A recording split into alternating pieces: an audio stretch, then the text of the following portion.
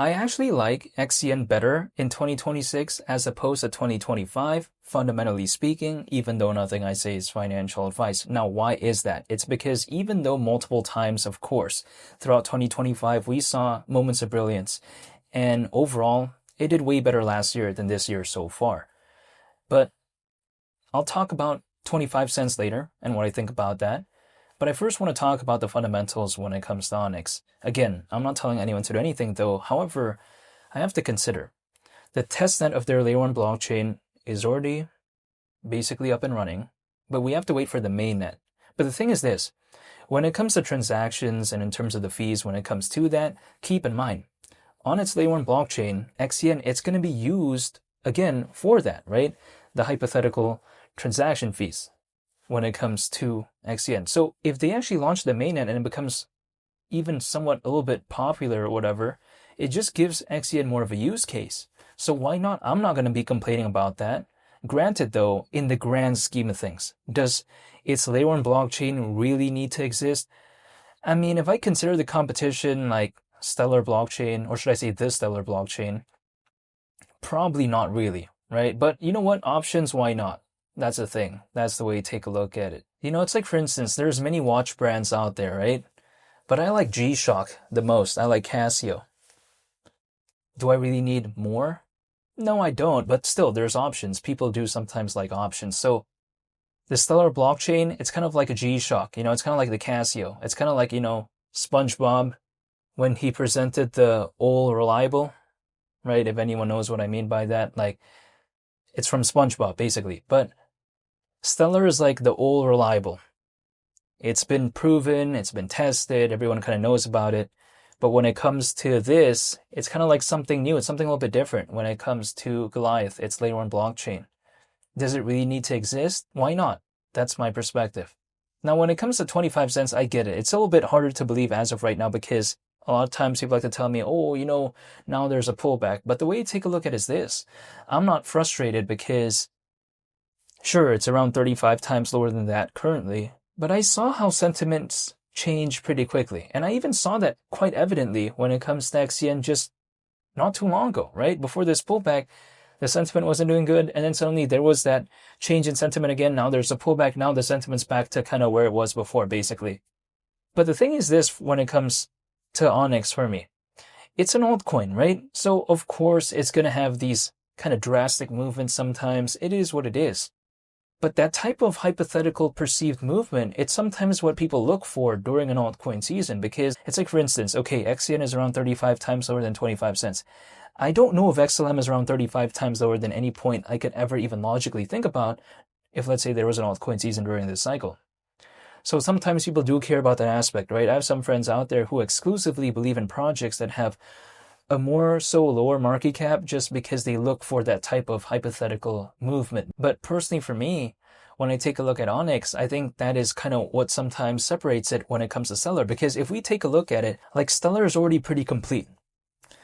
But the thing is, XLM just has a very massive market cap. So that's kind of the unique thing when it comes to XCN. The market cap is just lower, but then it has the same vibe of like global trade and finance. But in reality, does it really need to be there if the market cap was the same as XLM? Some people would arguably say not. But personally for me, I still like options anyways, so I'm not going to complain.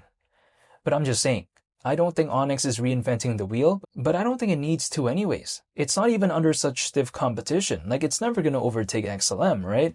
So its main competitor is Zebic. The thing is this, Zebic is not like it's reinventing the wheel either. When it comes to Onyx and Zebic, they're both kind of like in that same vibe of like a project focused on global trade and finance, but they're not really that revolutionary in either case. They're pretty cool in my perspective, the way you take a look at it, but they're not reinventing the wheel, but they don't need to anyways. It's like, for instance, did Nokia back then really need to reinvent the wheel, so to speak? No. There was no iPhone for a certain point in time, right? Who was Nokia really competing against? Motorola? That's the way you take a look at it. I mean, there could be more, but I'm just saying that's the one I think about. Onyx is in that Nokia sort of stage. It doesn't really need to have any sort of wow factor, neither does Zebic. It doesn't really need to become anything that sort of special.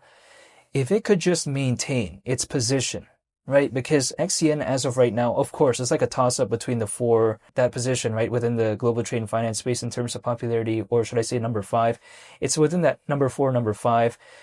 Either sometimes it's XCN, sometimes it's ZBCN. It's kind of a toss-up sometimes, but if it could just maintain that position throughout, let's say, an altcoin season, at 25 cents, the market cap, considering current circulating supply, would be around 9 billion.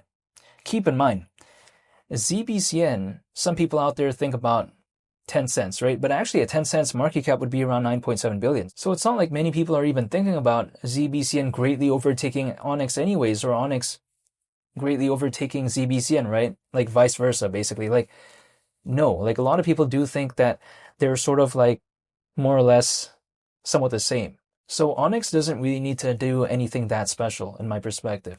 Just please maintain the position that it's in as of right now. Then maybe it's already okay. That's the way to take a look at it. But yeah, only time will tell. I'm just staying patient. I'm just holding. That's the only thing I can do. Like, keep in mind, XCN has a bunch of holders, right? Of course. I'm just one individual. What can I do about this? I'm literally experiencing, as of right now, what many other people are also experiencing. That's it. Like, I can't do anything else about this. That's the only thing I can do. But in the meantime, I just like to stay patient, wait, and overall, again, I do like it actually better in 2026 as opposed to 2025 fundamentally, because they are looking to do the mainnet of their layer 1 blockchain, which arguably, even though it's not even too special in the grand scheme of things, it's actually the biggest thing, I think, arguably, that they could done so far throughout its history, right? Because historically speaking, what wow factor type of moment has Onyx really done? The mainnet would be that for it.